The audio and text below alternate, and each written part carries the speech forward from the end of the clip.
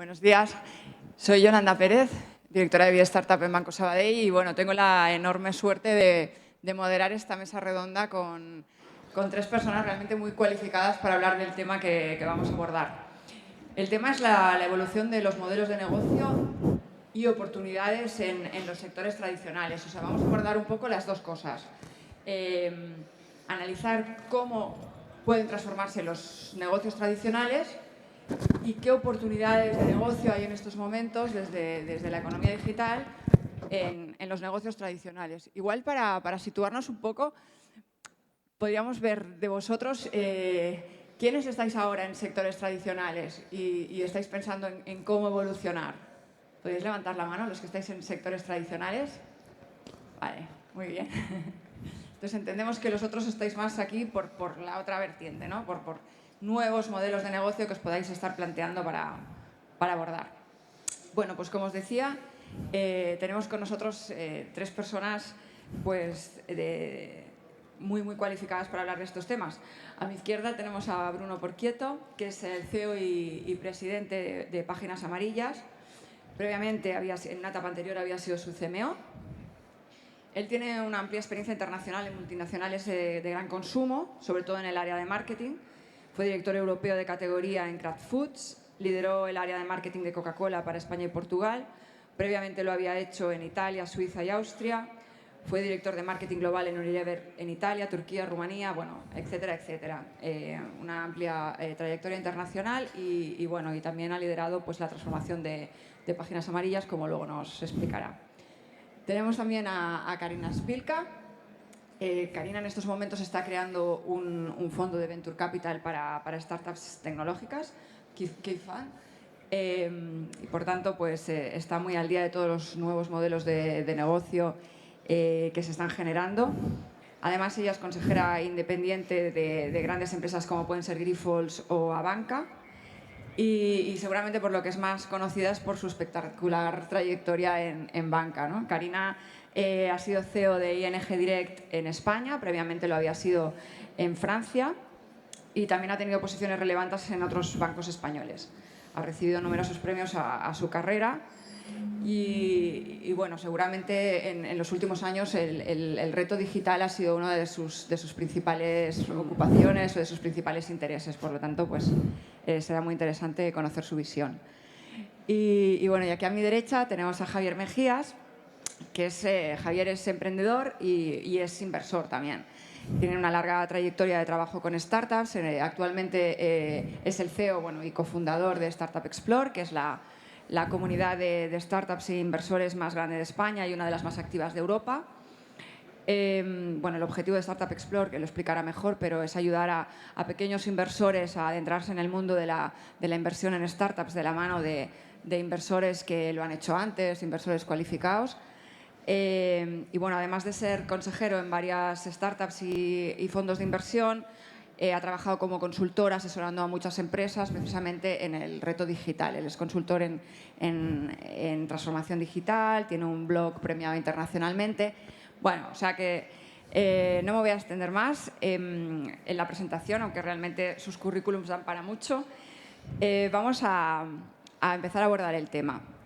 Bueno, yo creo que está claro y que el punto de partida y la premisa sobre la que podríamos empezar es que a cualquier industria le llega su momento Napster, ¿no? Si os acordáis de Napster en el año 99, la irrupción del peer-to-peer en el mundo de la música fue realmente algo inesperado para muchos, pero que realmente ha marcado, ¿no?, una tendencia, y esto se ha ido sucediendo primero fue el mundo de la música, pues ahora Spotify, en fin, otros players que realmente han disrupcionado esa industria. Después seguramente fue el mercado de los viajes, primero con los billetes de avión, con los billetes Booking, todo el tema del transporte, ahora ya más con Uber, BlaBlaCar, todo lo que es el fenómeno de la economía colaborativa, el alojamiento con Airbnb, etcétera. Toda la industria editorial también se vio muy afectada por todo el fenómeno de Internet. Y seguramente la gran oleada en estos momentos pues sea la del fintech y bueno, quizás salud también hay muchas oportunidades y muchas cosas de las que hablar, ¿no? Entonces, bueno, partiendo de esta premisa, si os parece, pues nosotros nos planteábamos primero abordar lo que es la transformación de las industrias. Un poco, una cosa es nacer digital, porque si naces digital eres digital, y otra cosa es transformarte, ¿no? Y evolucionar. Entonces íbamos a abordar este tema primero. Después hablábamos de, bueno, aquí queríamos hacer hincapié en cuáles son las claves que tiene que tener en cuenta una empresa que quiera transformarse o evolucionar. Y después, pues hablar un poco de reflexionar sobre los elementos sobre los que se construyen los nuevos modelos que estamos viendo actualmente. Y estos serían básicamente los tres bloques que abordaremos, si os parece.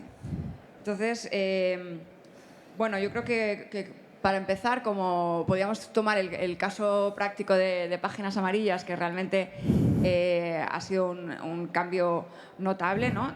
A partir de la irrupción de Internet, de las páginas de clasificados, de Google, parecería que Páginas Amarillas podía dejar de tener sentido y, sin embargo, pues hoy en día es una empresa que tiene más de 7 millones de usuarios. Explícanos un poco, Bruno, cómo ha sido todo eso. Bueno, buenos días. Gracias por venir. Yo creo que para nosotros transformarse, casi revolucionarse, ¿no? Porque para nosotros no ha sido una evolución, sino una revolución, era cuestión de sobrevivencia, ¿no? Porque obviamente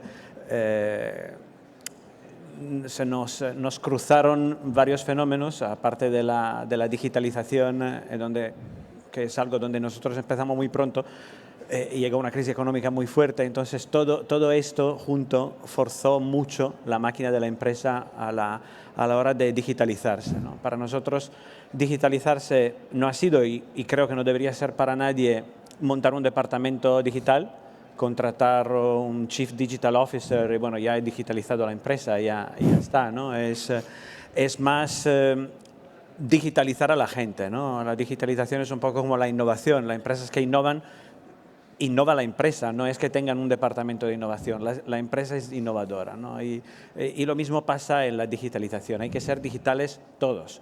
O sea, la persona de la puerta, la persona que contesta el teléfono, tiene que pensar en digital. Entonces, yo creo que nuestra empresa empezó muy pronto la digitalización tecnológica, en el sentido que nosotros lanzamos páginasamarillas.es en el 95, casi Internet, no, la mayoría de la gente no sabía casi lo que era, ¿no? Empezamos muy pronto y gracias a esto, obviamente, el site, como bien decías, tiene 7 millones de usuarios únicos, tenemos 3 millones en el móvil. Esta parte quizás empezamos muy pronto, pero es obvio que nuestra empresa venía de ser monopolista y monoproducto y ahora se enfrenta en un mercado que obviamente donde tienes muchísimos competidores con barreras a la entrada muy bajas y donde los productos a disposición de una empresa para hacerse conocer, para contactar a sus clientes son miles, ¿no? Y entonces ahí la transformación más grande ha sido cultural. Porque, como decía, la gente tiene que pensar en digital y cuando vienes de esta historia no es fácil, ¿no? Yo creo que le pase a cualquier empresa tradicional, como decías tú antes, a la hora de revolucionarse, la tentación de no hacerlo es muy fuerte, porque hasta cuando las cosas no te vayan muy mal, la tentación de no hacer nada y estar cómodo en tu mundo es fuerte. Entonces la transformación cultural es fundamental. Y ahí, si haces el paralelo con un poco España y cómo el mundo de las empresas están afrontando esto, puedes ver cómo, por un lado, los consumidores y los clientes están ya transformados, ¿no? Yo creo que ya no deberíamos decir que el futuro es digital, deberíamos decir que el presente es digital, ¿no? Y el consumidor español está totalmente digitalizado y sin embargo las empresas no, ¿no? Entonces a la hora de comprar en Internet, todo el mundo compra en Internet, pero muy pocas empresas, como menos que el 5% de empresas tiene una tienda de comercio electrónico, ¿no? Entonces hay esta disparidad entre la digitalización del consumidor y de la empresa. Y para nosotros ha sido un poco lo mismo, ¿no? Ha sido un proceso empezado muy pronto, pero tardó bastante a consolidarse. Ahora mismo, más que la mitad de nuestros ingresos son digitales, y ofrecemos prácticamente todos los productos de marketing digital que se pueden ofrecer en el mercado. Yo creo que somos los únicos a ofrecerlos todos. Y entonces sí que creo que somos un ejemplo de cómo hacer eso, ¿no? Y se hace mucho en el día a día, no es, repito, no es nombrar a nadie, es más, lo primero que los que mandan dentro de la empresa tienen que creérselo. Entonces, no solo yo, sino que todos los directivos de la empresa tienen que creerse que esto es necesario. Porque la tentación de poner las puertas al campo, como decís, en España es muy fuerte, ¿no? Siempre habrá, cuanto más grande la empresa, cuanto más casos habrá de personas que dicen, no, esto no lo podemos hacer porque nos va a canibalizar nuestros productos tradicionales. Pues te va a pasar igual. Entonces, si tú no lanzas un producto, el último producto que los consumidores piden en el mercado, lo lanzará otro. Entonces tú te quedarás atrás con tu producto que has estado intentando proteger, ¿no? Entonces, este deseo de protección del negocio actual es una de las barreras que deberían caer, porque te lo van a comer igual desde fuera.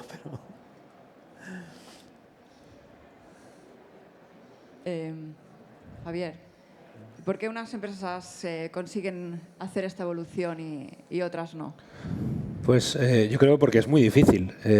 Si lo piensas al final, cuando te planteas este reto, vas a tener que enfrentarte contra dos enemigos que Bruno ya ha mencionado y que son muy, muy peligrosos.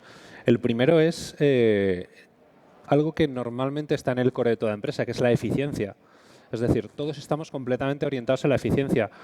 Pero desgraciadamente para transformarte tienes que hacer muchísima exploración y eso es tremendamente ineficiente. Entonces chocan como dos culturas dentro de la empresa. Y el segundo es la inercia. Es decir, las compañías cuanto más grandes son, más complicado es. Decía Dave McClure hace algún tiempo que sí, que desde luego algunos unicornios iban a morir, pero que desde luego todos los dinosaurios iban a extinguir. Y yo creo que un poco tenemos que hacer esa reflexión de, oye, mira, quizás ahora es el momento de replantearnos lo de la eficiencia, porque hay una fábula que a mí particularmente me gusta mucho y creo que lo ilustra muy bien, que es la de la rana.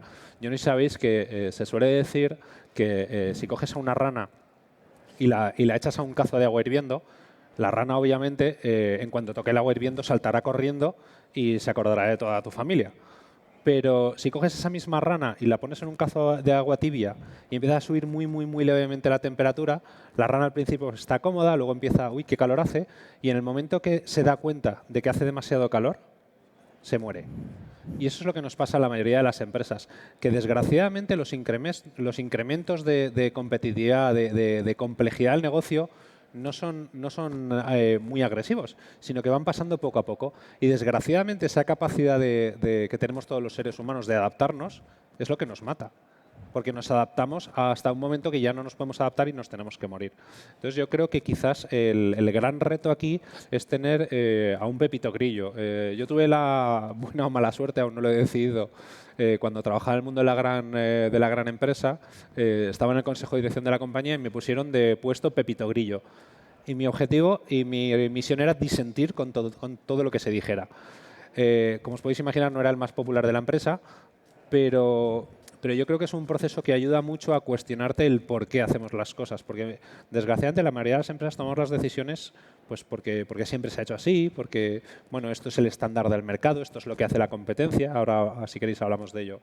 Con lo cual, yo creo que el gran desafío es reconocer esos dos enemigos internos y luchar contra ellos. Sí, a mí me encanta lo que has dicho y estoy totalmente de acuerdo.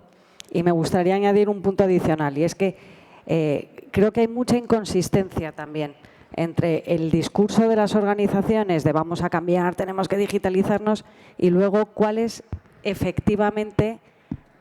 son los factores y cuáles son las cosas por las que miden y por las que premian y remuneran a las personas, ¿no? Entonces, todos nos queremos cambiar, pero luego en realidad por lo único por lo que te valoran es, oye, me has dado los resultados con el modelo de negocio tradicional, por cierto, ¿no? Y entonces eso genera una inconsistencia que muchas veces incrementa todavía más esas dos realidades de las que tú hablas. Totalmente. Yo no sé si sabéis que Lehman Brothers nos quejamos mucho de las actuaciones que tuvieron y demás. Tiene que ver con los incentivos. a la gente que movía las carteras de Lehman Brothers le mandaban todas las noches a las 12 de la noche el estado con cómo iba contra los objetivos. ¿Qué tipo de comportamiento incentiva eso? Cortoplacismo y tengo que llegar, tengo que llegar. Exacto. Entonces, para mí en todo el proceso de transformación una de las cosas claves es revisar cuáles van a ser los indicadores que tú vas a utilizar para medir el éxito de esa transformación y ver si de verdad están alineados con lo que quieres o no, o están totalmente divergentes. Y luego, otra cosa que decías al principio, Yolanda, y que nos parece que es así, que es las empresas... ¿Se oye? Bueno, las empresas que nacen digitales... ¿Se me oye? Sí. Las empresas que nacen digitales parece que están más protegidas, pero en realidad no están tampoco tan protegidas, porque luego está un Yahoo, un eBay, o sea, como el mobile y como todas las nuevas cosas que van saliendo tan rápido, incluso ellas mismas tienen que estar alertas y tienen que estar siempre mirando esas dos realidades, porque yo creo que hoy nadie está libre, de verdad, ni exento de que venga alguna transformación que le afecte. O sea, yo creo que hay que sentirse vulnerable siempre. Pues han salido ya varios elementos a tener en cuenta a la hora de transformarse. Uno son las personas y aquí el tema de los objetivos y qué es lo que se premia se revela clave. Igual podemos seguir hablando del tema de las personas, ¿no? Cómo conseguimos que piensen en digital o piensen... ha salido también el tema de si hay que mirar la competencia o en qué hay que realmente centrarse, ¿no? Y aquí pues a lo mejor puede salir el papel del cliente en todo esto, ¿no? ¿Qué otros elementos creéis que son básicos o fundamentales para analizar y para abordar, para acometer estas transformaciones? A mí me parece que hay una cosa que es clave y que está por encima de todo esto. Hay un autor que es un tecnólogo que se llama Peter Hinsen, que seguro que todos lo conocéis, que habla de The New Normal en su libro cuáles son las nuevas cosas básicas o las nuevas realidades o las nuevas reglas del juego, ¿no? Y dice dos cosas que son muy alarmantes, pero que son verdad. Bueno, dice muchas, pero dos que a mí siempre me llaman mucho la atención es la tolerancia al error es cada vez menor, con lo cual el nivel de exigencia de los consumidores es cada vez mayor. Y luego la otra, que es muy digital, es que la tendencia a pagar o la tendencia de los ingresos tiende lamentablemente a cero, porque las personas nos estamos acostumbrando a no pagar o a querer no pagar. Y eso, al final, para mí, lo que hace es que sea muy clave el producto, sea muy clave qué es lo que tú ofreces y cuál es el valor que tú puedes de verdad dar al consumidor. Y esa es la exigencia mayor, estar constantemente dando valor y de verdad haciendo cosas que sean relevantes para los consumidores. Con lo cual, a mí, el producto se convierte en un tema muy clave dentro de esta transformación, o el servicio, ¿no? O sea, ¿qué es lo que tú vas a dar diferencial y único? Sí, yo quizás, siguiendo con tu argumento, el problema precisamente, la mayoría de las veces, es que cuando nacemos, las compañías nacemos, sobre todo las que nacemos digitales, pero todas, naces como un pirata, es decir, naces con la ambición de voy a hacer las cosas de forma diferente, tengo una visión única, voy a luchar en el mercado, voy a centrarme completamente en el cliente, pero luego poco a poco, cuando te empiezan a ir bien las cosas, empiezas a preocuparte de la competencia, cosa que yo creo que es un error tremendo. Yo tengo discusiones periódicamente con mi equipo porque dicen, es que no sé qué competidor acaba de hacer esto, y le digo, bueno, ¿y qué? Y a veces hacemos algo que está haciendo un competidor y ellos han entendido mal la palabra diferenciación, porque entienden que diferenciarse es diferenciarte del competidor. No, quiere decir diferenciarte en la mente del cliente. Y esto que parece algo, una semántica muy ligera, realmente esa es la base. O sea, yo soy, me encanta tocar las narices a la gente del mundo de la estrategia tradicional, porque Porter, el todopoderoso Porter, ponía a la empresa en el centro y aquí está la competencia, etcétera. Yo creo que eso es una chorrada. O sea, no es una chorrada, no voy a decir que Porter lo que dice son chorradas, ni mucho menos. Pero lo que sí que voy a decir es que eso ha cambiado. Es que quien está en el centro es el cliente. Entonces, Totalmente. tienes que ver la estrategia desde cómo te percibe el cliente. Y desde cómo te percibe el cliente solo puede ser tres cosas. El mejor, el más barato o el único. Y entonces tienes que plantearte qué quieres ser.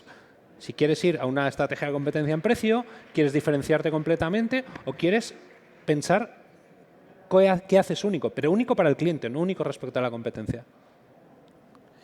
Yo creo que, aparte de lo que mencionaron Karina y Javier, yo creo que hay 3 cosas que hay que tener en cuenta cuando quieres transformarte digitalmente, ¿no? Yo creo que tienes que hacerlo lo antes posible, tienes que hacerlo de verdad y tienes que hacerlo de forma continua, ¿no? ¿Y a qué me refiero? Bueno, lo antes posible es obvio, ¿no? Porque si no lo has hecho ya, es tarde. Y si pensamos que solo el 54% de las pymes en España tienen una página web, pues yo creo que para muchas de esas empresas es tarde, ¿no? Entonces deberían actuar de forma inmediata. Hacerlo de verdad me refiero que no es suficiente hacer una página web como para digitalizar tu empresa, ¿no? Y entonces el mundo digital tiene trampas porque parece muy fácil de entender, porque teóricamente cualquiera se puede meter y te la puedes hacer hasta tú, la página web, ¿no? Igual que una campaña de SEM, puedes hacer muchas cosas, pero tiene trampas porque hacerlo bien es otra cosa, por eso existen profesionales que ayudan a las empresas, ¿no? Y hacerlo de forma continua, porque, por ejemplo, del 54% de pymes que tienen página web, el 75% de estas páginas web no están adaptadas a soportes digitales, móviles, perdona. Y entonces, en un Internet que se está moviendo las tabletas a los móviles, puedes imaginar cómo ya, aunque tengas una página web, te has quedado atrás. Y esto porque la digitalización requiere un trabajo continuo, ¿no? Tienes que constantemente monitorar lo que los consumidores piden, más bien que lo que hace la competencia, y adaptarte a ellos. Entonces, si el consumidor se va a móvil, pues preocúpate que tu página web se vea en un soporte móvil, ¿no? Y esto, obviamente, he utilizado el ejemplo más básico, ¿no? Pero a cualquier nivel esto se puede aplicar.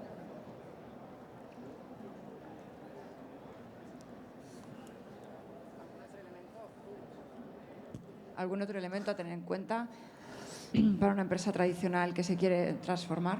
Yo creo que lo ha dicho Bruno al principio. Al final, para mí, digital es una actitud. Y es una actitud que tienen que tener las personas que están detrás de la organización, porque las empresas son personas y por más que haya robots y cada vez los robotics vayan a hacer más cosas, siempre están las personas detrás, ¿no?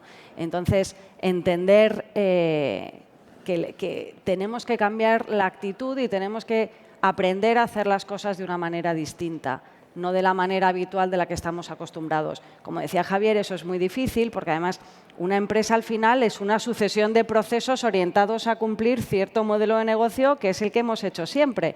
Y salirte de ese carril es muy complicado, ¿no? Pero tenemos que, de verdad, desaprender las viejas maneras y aprender cosas nuevas. Y es muy interesante además entender cuáles van a ser las nuevas ventajas competitivas de las empresas, porque ya el tamaño o la eficiencia en costes no van a ser las únicas. Y como hemos hablado tanto Bruno como Javier, yo creo que aparecen nuevas ventajas competitivas, que es pues toda la ventaja que tú puedes tener en la capacidad de leer señales del mercado, y esas señales cuanto antes las leas mejor, la ventaja de poder experimentar con esas señales y hacer cosas nuevas, y la ventaja del talento, el tener gente que entienda y que tenga esa sensibilidad para anteponer al cliente y para saber que el cliente y el valor al cliente es lo más importante, ¿no? Y ese cambio y ese nuevo talento pues muchas veces no es tan fácil. Y luego otro cambio de mentalidad importante, que es entender que las empresas necesariamente no van a ir solas, que tienen que generar alianzas, aliados a su alrededor. Y luego un último punto, que es que las empresas tienen que merecerse el derecho social a existir, ¿no? Que cada vez más los consumidores piden, oye, pero tú qué estás haciendo por el mundo más allá de lo que haces únicamente por ti. Entonces, todas esas nuevas ventajas yo creo que también nos tienen que dar que pensar. Sí, yo además creo que hay un factor importante y es que estamos hablando, y para mí es la clave, y lo que da sentido a una empresa desde luego es el mercado y cómo se proyecta hacia el mercado. Pero la realidad es que esto tiene que estar soportado con lo que pasa de puertas adentro de la empresa. Y aquí es donde normalmente existe una disonancia más importante, porque claro, queremos ser digitales, queremos plantear una nueva forma de relacionarnos con el cliente, etcétera, y sin embargo seguimos con estructuras completamente verticales donde el tío que está ocupando un puesto de mando lo está ocupando por méritos que obtuvo hace 10 años y que desde entonces está chupando del bote, perdonadme la expresión. Entonces, esto tiene que cambiar. O sea, tenemos que replantear completamente el qué potenciamos o qué premiamos dentro de las organizaciones, adoptar estructuras un poco más líquidas en el sentido de que, bueno, no todo el mundo puede utilizar una jerarquía como forma de organización, pero desde luego quedarse con el concepto de que el puesto que una persona ocupa en una organización debería estar idealmente más o menos correlacionado con el valor que aporta. Por ello, una de las cosas que cuando trabajaba en el lado oscuro o luminoso, no sé cuál es, el de consultor, decía es, vamos a hacer una cosa muy sencilla. Vamos a pintar el organigrama y luego vamos a pintar y a preguntarle a la gente quiénes son las personas que más valor aportan en la organización. Y si no se parecen, el fin está cerca. Y desgraciadamente a menudo no se parecían demasiado. Eso por un lado. Y después, muy alineado con lo que decía Karina, el tema de los incentivos. Si queremos explorar nuevos caminos, hay que dejar que la gente se la pegue. Y no pasa nada porque alguien se la pegue. Obviamente lo que hay que explicarles es que no se la tiene que pegar toda la empresa. La empresa es una máquina, que decir, todo esto, a veces cuando contamos estos rollos suena como muy idílico todo y demás. Las empresas son máquinas de hacer pasta. Y el objetivo es hacer pasta. Y cuanta más pasta, mejor. Pero desde luego, igual que hay que estar pedaleando en el día a día y hacer que esa máquina genere dinero, tienes que tener una parte de la organización pensando a cómo voy a estar generando dinero dentro de 2 años, dentro de 5 años, etcétera. Y para eso tiene que existir la posibilidad de explorar y equivocarse. Y tenemos que diseñar políticas que incentiven la exploración. Y eso es muy complicado. Yo estuve hace un poco más de un año, me invitaron a un programa que se llama Eisenhower Fellowship, que te pasas 7 semanas viajando por Estados Unidos. Entonces éramos 22 personas de todo el mundo y cada uno llevábamos como un tema que queríamos explorar. Y eran totalmente distintos. Unos exploraban sobre el impacto de la tecnología en los daños cerebrales y otro era, pues yo qué sé, sobre robótica y otros. Eran cosas dispares. Y yo fui intentando entender o explorar cuál era el papel de del liderazgo en la innovación de las grandes empresas, ¿vale? Y realmente cómo impactaba eso. Entonces yo estuve visitando pues grandes empresas muy tradicionales, pues Deutsche Bank o un L'Oréal, luego empresas más nuevas tipo Netflix, empresas pequeñas, ONGs, fui a varias universidades y vi de todo. Y tenía un compañero que es director de cine peruano y él lo que iba es con un proyecto totalmente distinto que es ¿de dónde saca la gente la fuerza para el proceso creativo? O sea, imaginaros, era una cosa totalmente artística. Y él se fue a ver Juilliard, se fue a ver Disney, se fue a ver Pixar, todo lo más creativo. Y lo último que vio fue el Circo del Sol, que tiene ahí como un hub en Las Vegas. Y es muy curioso porque los dos llegamos a la misma conclusión desde perspectivas tan distintas. La mía la perspectiva más tradicional empresarial y la suya la perspectiva más de la creación y del mundo del arte. Y la conclusión a la que llegamos es que para de verdad poder crear o para de verdad poder innovar dentro de una organización, todo empieza por ser capaz de crear una cultura de confianza. Y que esa confianza de la gente del equipo era la clave dentro del proceso creativo, tanto de una gran empresa como de verdad de un grupo de artistas. Y eso es un poco todo lo que está saliendo aquí, ¿no? Cómo esa confianza es la que te permite no tener miedo y la que te permite explorar y la que te permite sentir que puedes equivocarte sin que pase nada, pero que es la que te permite explorar. Entonces, ¿cómo generar esa confianza? Que también es interesante, pero esa es una de las claves, ¿no? Equipos de confianza. Qué interesante, Karina, porque la verdad es que siempre se habla de transformar a las personas, pero que al final las personas somos lo más difícil que hay de gestionar, ¿no? Entonces, bueno, pues este elemento que apuntas creo que es muy interesante, ¿no? Generar confianza, el tema que ha salido antes de los incentivos, el tema de que realmente el liderazgo sea claro y transparente, que va también por ese camino, ¿no? Que se perciba permanentemente así, ¿no? Muy bien. Pues no sé, si no queréis añadir nada más en este bloque o quieres añadir algo. Yo creo que quizás de cara a las personas, a la transformación de personas, es verdad que las personas no cambian, ¿no? Pero a veces las empresas tampoco dicen claramente lo que se pide a las personas, ¿no? Y me refiero a los valores de empresa, ¿no? Esto es algo que las grandes multinacionales americanas yo creo que lo hacen muy bien, porque siempre lo hicieron, y que suele funcionar. El hecho de dejar claro cuáles son los valores de la empresa, y no simplemente porque cuelgas carteles, ¿no? Sino porque todos viven esos valores, ¿no? Por empezar por la dirección, ¿no? Porque al final, si la empresa dice cuáles son los valores de la empresa, obviamente los primeros que tienen que dar el ejemplo son los que dirigen la empresa. Pero lo que se ve es que de repente, dejando claro lo que se espera de las personas, vas viendo que muchas personas sí que ya viven esos valores o quieren vivir esos valores. Lo que pasa es que no lo sabían. ¿Sabes? Si tú quieres una cultura innovadora, una cultura donde no hay miedo, pues al final hay que explicar que la gente se puede equivocar. Y si lo explicas, ya verás que la gente será más propositiva, ¿no? Entonces, es verdad que a veces es difícil cambiar la gente, pero muchas veces lo que te encuentras es que ya tienes la gente que necesita dentro de tu empresa. Simplemente no sabían que podían hacer algo, ¿no? Perfecto. Bueno, pues cambiamos de bloque y vamos a abordar ahora lo que comentábamos, ¿no? ¿Cuáles son los elementos sobre los que se construyen los nuevos modelos que estamos viendo en estos momentos, ¿no? Aquí pues hay un tema quizá de lo que es los cambios en la intermediación en los sectores o todo lo que ha aportado pues, la economía colaborativa, los usuarios compartiendo activos, bueno, no sé. Yo creo que ahora sería el momento de hablar un poco sobre esto, ¿no? Sobre una reflexión sobre estos elementos que han propiciado estos cambios de modelo. Yo creo que hay como cuatro grandes tendencias que, más allá de que hablemos de que si fintech, que si IoT, que si... O sea, al final lo que realmente creo que está redefiniendo un poco el panorama es un primer pilar de transparencia. Es decir, es algo que realmente es endémico en las compañías y que, sin embargo, no lo hemos aprovechado. Un pilar de eficiencia, pero entendiendo eficiencia desde el punto de vista que estamos hablando de la desintermediación, etcétera. No desde el punto de vista de hacer más eficientes las operaciones, sino de repensar cómo estamos haciendo las operaciones, porque a menudo, como antes no existía igual el componente digital, nos planteábamos hacerlas sota, caballo y rey porque era lo más eficiente y además como más pasta ganábamos. Pero es que igual es que caballo ya no hace falta. Es que igual tenemos que desintermediar y que sea entre la empresa y el cliente.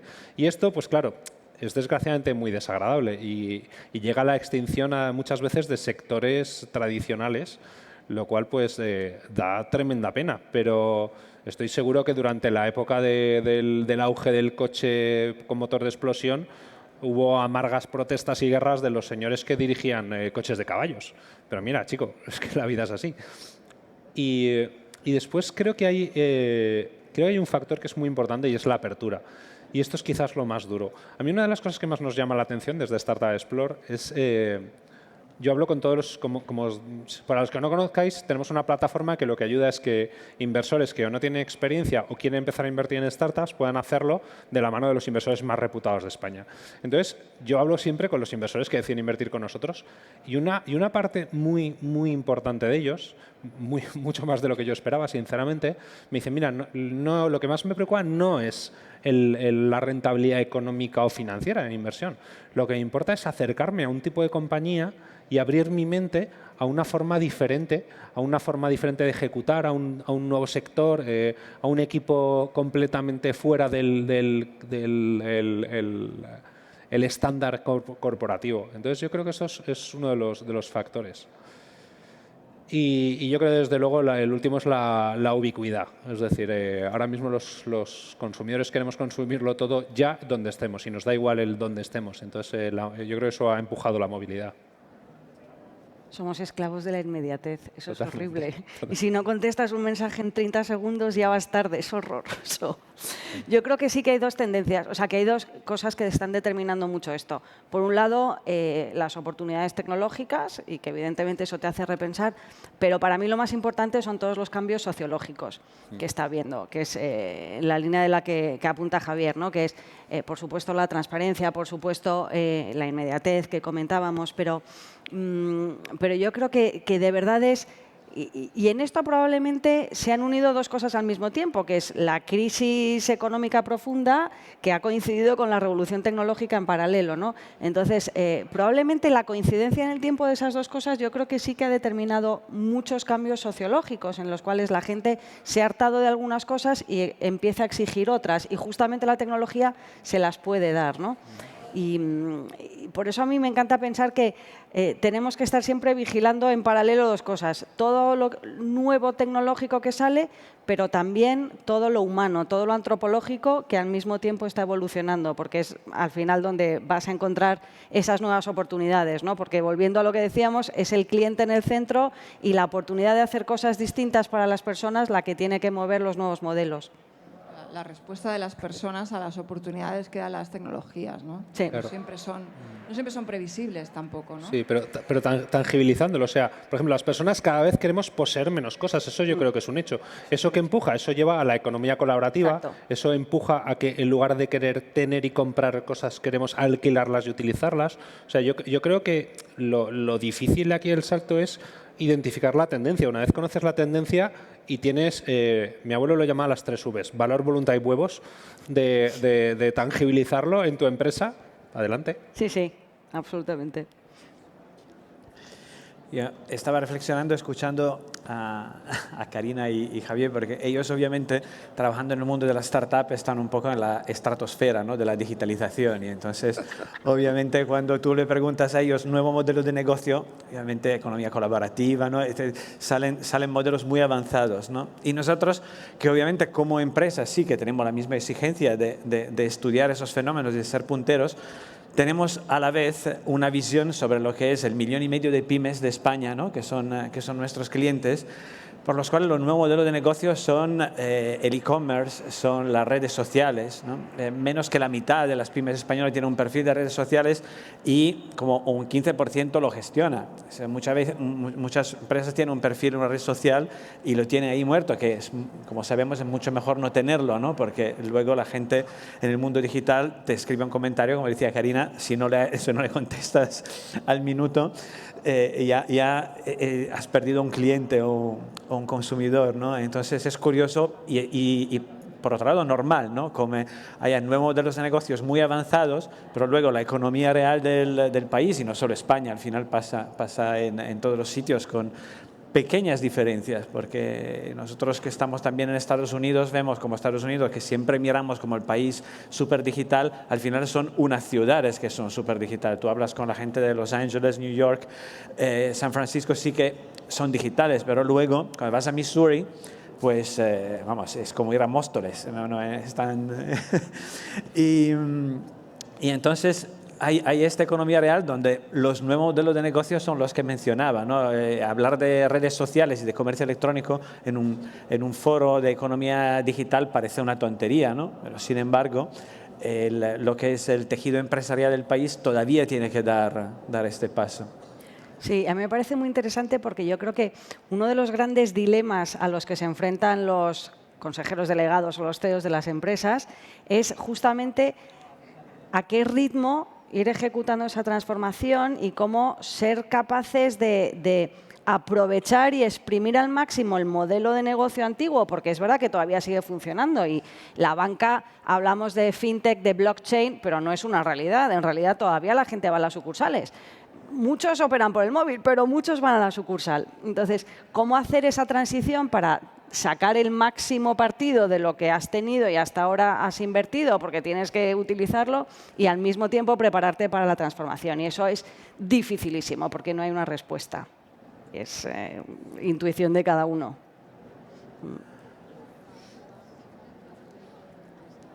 Yo creo que la fórmula secreta es que no hay fórmula secreta. Es decir, es que cada compañía tiene su propia receta. Y eso requiere primero mirar hacia afuera y luego mirar hacia adentro. Y mirar hacia afuera es difícil y mirar hacia adentro es dificilísimo.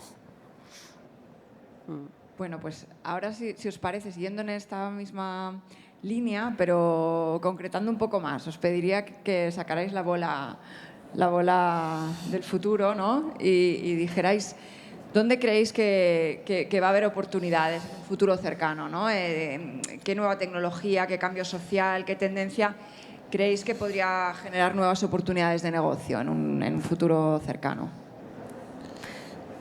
¿Quién se atreve? ¿Qué has dicho? ¿Quién se atreve?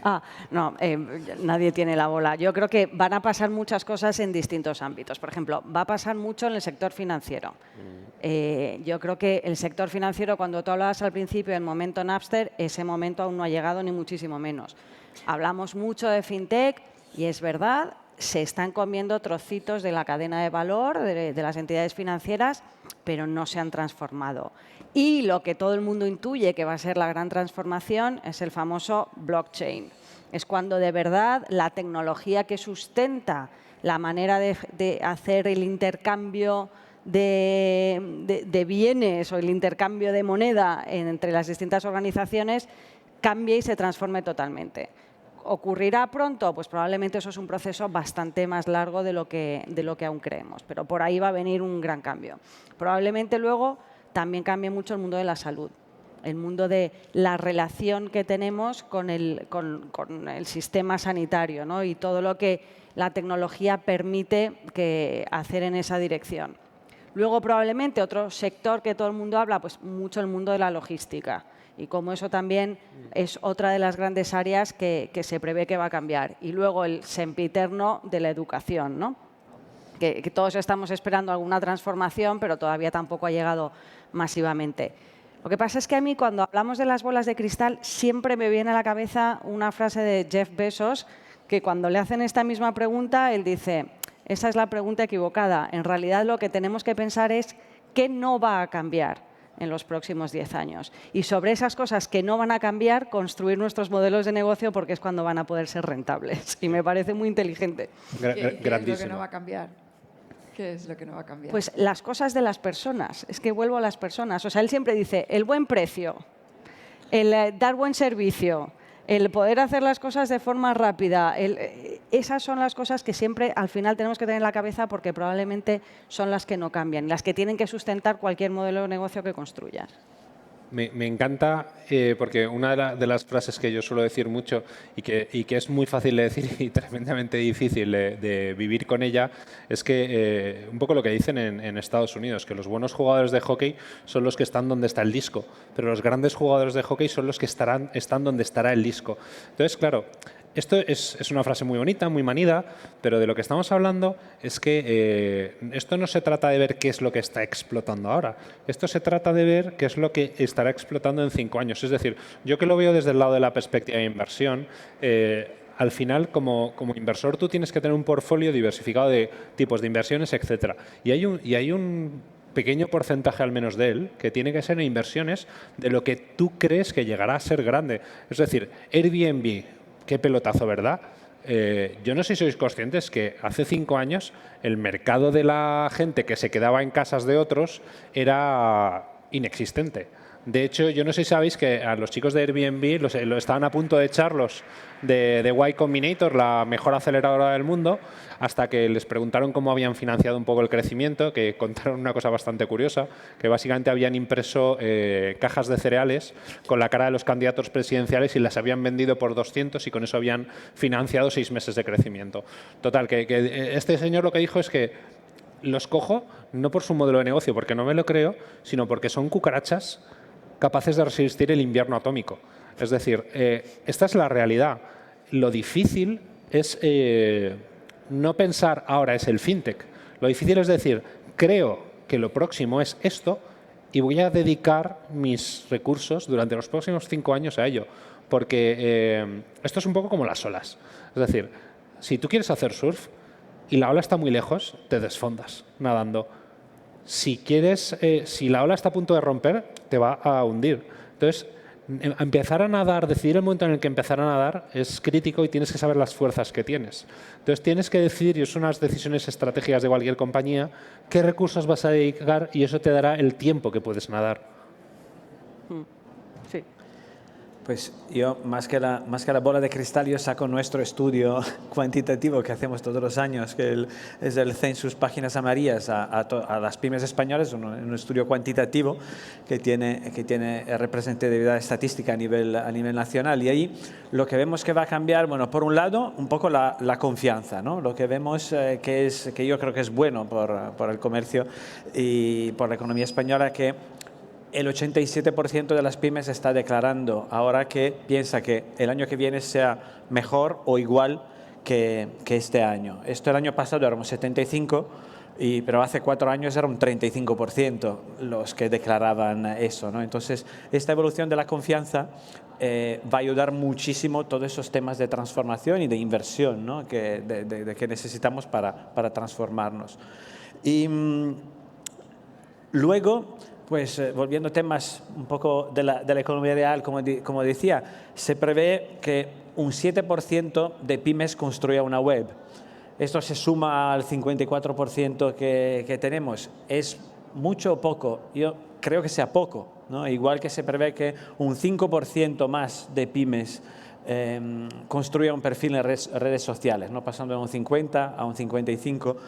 Entonces, vemos que el mundo digital se está moviendo a la velocidad de la luz y el mundo real se está moviendo como una tortuga, ¿no? Y entonces esto tiene que hacernos reflexionar un poco, porque es verdad que lo que decía Karina, hay que ver lo que no va a cambiar, ¿no? Lo que no va a cambiar es al final una economía de un país que al final es la economía en que todos nos movemos, y cualquier empresa, como es una máquina para hacer dinero, tiene que lidiar con esta economía. Va a cambiar mucho más lentamente, entonces hay que tener en cuenta, obviamente, mientras exploras lo que son las tendencias más punteras, también que tu economía real se está moviendo a un ritmo bastante más lento de lo que debería, ¿no? Yo creo que yo también tengo estudios.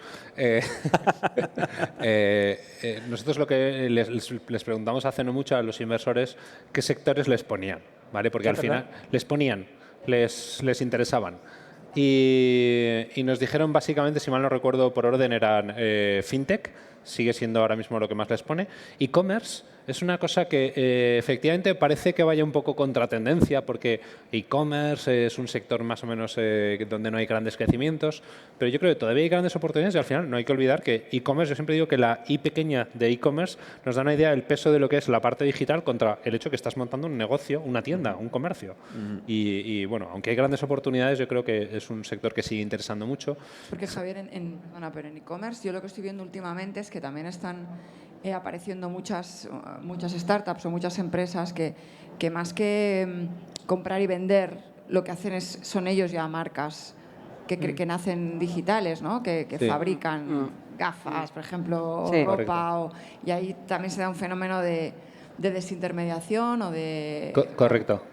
Al final, un poco, y esto seguramente, Bruno, tú que vienes del gran consumo, igual me puedes orientar.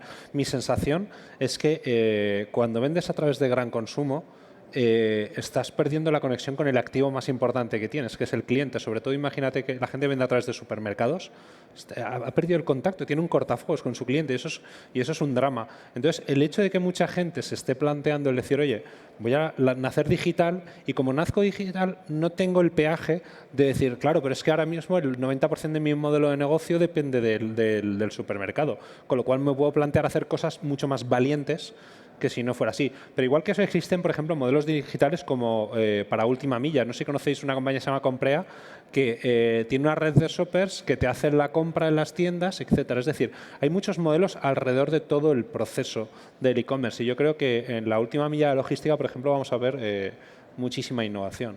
Y como os decía, y acabo, los dos otros sectores que le encantaban a nuestros inversores eran el Internet de las cosas, el IoT famoso, porque al final la realidad es que estamos viendo cada vez más sensorización en todos los cacharros, y esto da lugar a oportunidades muy interesantes. Y salud. O sea, yo creo que la salud ¿qué no va a cambiar? Pues la pirámide poblacional, que se va a convertir en el triángulo poblacional. Con lo cual, con el envejecimiento de la salud, es que es tremendo. Sí. De todas formas, a mí me gustaría acabar con una cosa, y es, que estamos hablando de lo digital, pero como decía Bruno al principio, de verdad yo creo que no se puede ya diferenciar entre digital y analógico y que la clave está en entender bien a las personas, en entender bien al cliente y en ser capaz de hacer cosas relevantes para ellos, sean digital, sean analógicos, sean lo que sea, pero que es la persona la que tiene que estar en el centro de todo. Muy bien. Pues tenemos un tiempo para alguna pregunta, si tenéis, para hacer a los ponentes. ¿No hay ninguna pregunta? Ah, sí, allí.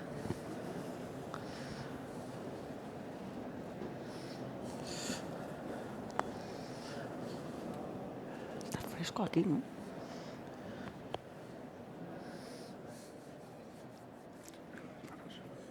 Hola, buenos días. Mi pregunta va sobre la digitalización en las empresas. Por una parte tenemos que todas las personas, o la mayoría de ellas, ya están digitalizadas y las empresas no. Entonces, no es un cambio de tecnología, porque las personas ya lo tienen asumido. ¿Y no creéis que el problema viene de la alta dirección en la empresa? Vamos. Bruno, que tú que eres alta dirección y digital. Bueno, imagino que cuando hablas de alta dirección, entonces te refieres a empresas grandes, ¿no? O pymes, o directivos, o pequeñas empresas que tienen... O al final, sí, o al final es quien manda, ¿no? Al final es quien manda, porque si es una pyme puede ser Pepe el fontanero, ¿no? Que al final él es el consejero delegado de sí mismo. Y si es una empresa más grande, pues obviamente la alta dirección. Yo creo que sí, creo que la decisión principal de digitalizar la empresa tiene que venir de ahí. Y ahí quizás... en las dos realidades lo que pasa es un poco distinto, ¿no? El empresario pequeño puede tener resistencia a gastar el dinero, resistencia a fiarse de alguien, ¿no? Porque también el mundo digital está lleno de expertos, entre comillas, y algunos lo son y otros no lo son. Entonces, siempre el empresario que mete su propio dinero en esto tiene algo de desconfianza, ¿no? Y por otro lado, quizás la alta dirección tiene otros miedos, que son un poco algunas, yo creo que salió antes, que son miedos a proteger lo que ya tienes, ¿no? Entonces dice, bueno, yo me acuerdo en nuestra propia empresa, ¿no? Cuando teníamos que empujar la venta del digital, frente a la venta del libro, que sigue nuestro libro, la página San Marías de Papel, sigue existiendo y sigue teniendo su valor por una parte de la población y por muchos clientes, pero había mucha resistencia. Yo me acuerdo, llevaba marketing, no llevaba la empresa entera en ese momento y escuchaba frases, dice, bueno, pero si vendemos esto luego perdemos ventas en el libro, pero las ventas en el libro las vamos a perder igual. Si tú no ofreces a los clientes lo que necesitan, el problema lo vas a tener. Entonces yo creo que la empresa más grande tiene un poco de resistencia al cambio por este afán de protección que tiene de lo que tiene ya, y quizás el empresario pequeño está un poco más perdido, ¿no? Necesita un poco más de asesoramiento. Yo creo que esos son un poco los dos factores según la realidad de la empresa misma. No sé si... Esto es como ser padre. O sea, lo que no puedes hacer es haz lo que yo diga, no lo que yo haga. Entonces, o el empresario se lo cree y decide abrazarlo o no sale. O no sale. Una última pregunta. Para preguntar, ¿sí?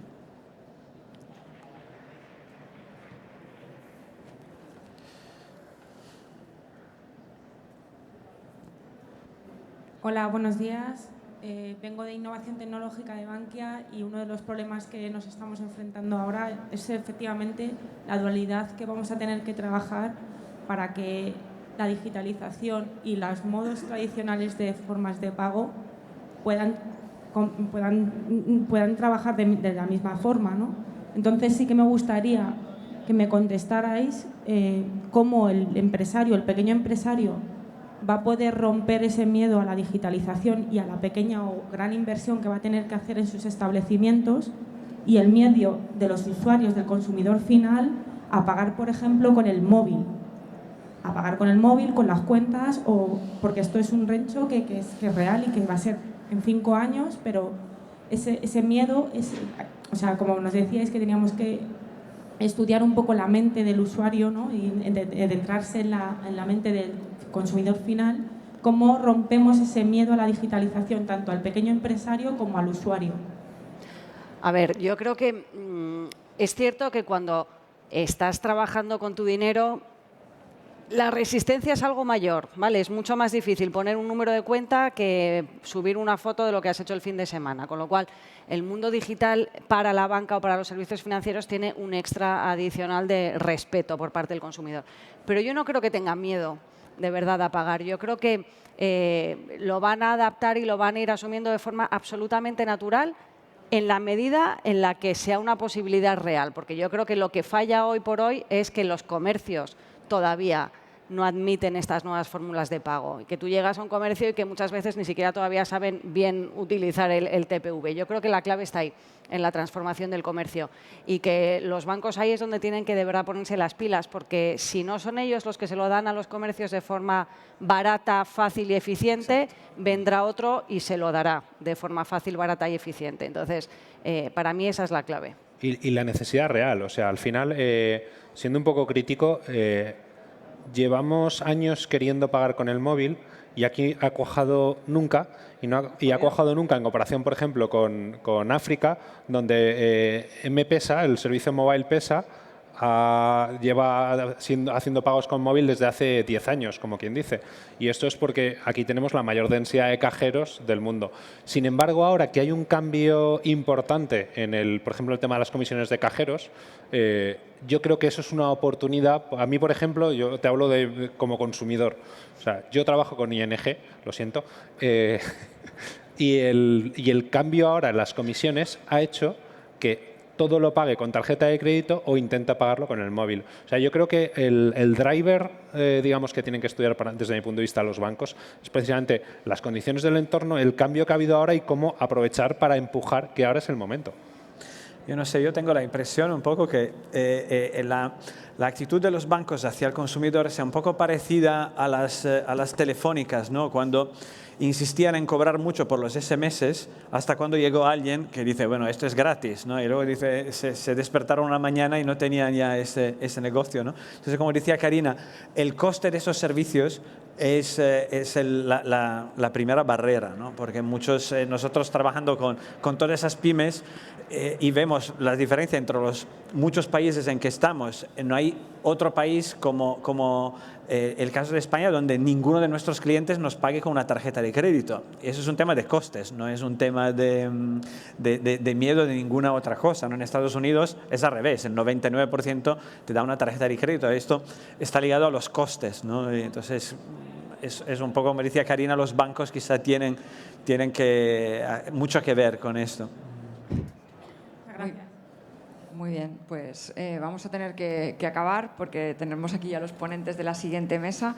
Muchísimas gracias a Karina, Javier, Bruno. Y bueno, nada, como conclusión, yo creo que nos tenemos que acostumbrar a vivir en un mundo, ¿no? Como decía Mario Benedetti, ¿no? Cuando creíamos que conocíamos todas las respuestas, nos cambiaron todas las preguntas, ¿no? O sea que bueno, que es el mundo que nos ha tocado vivir y que en el fondo pues es apasionante, ¿no? Sí, muchas gracias. Muchas gracias. Vale, ahí.